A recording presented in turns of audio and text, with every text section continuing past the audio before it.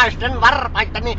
Minä yksi aamu tuossa heräsin yhtäkkiä ja minulla oli aivan hirveä krapula ja morkkis ja päänsärky ja minun viinani oviat olivat kadonneet aivan tyystin. Minä en tiedä mihin ne ovat joutuneet.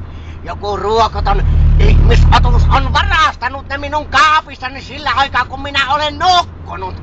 Ettäs kehtaavat nuo ruokottomat menninkäiset käydä minun jääkaapillani ja varastaa minun viinani.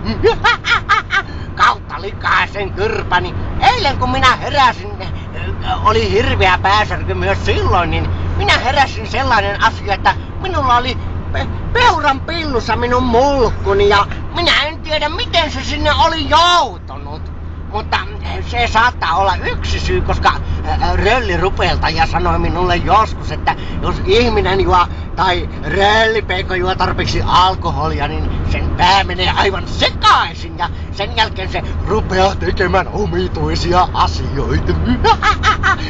Kautta likaisen kyrpäni minä en tee koskaan omituisia asioita, mutta silloin kun minä löydän viinapullon metsästä, sen jälkeen minulta lähtee muisti aivan täysin.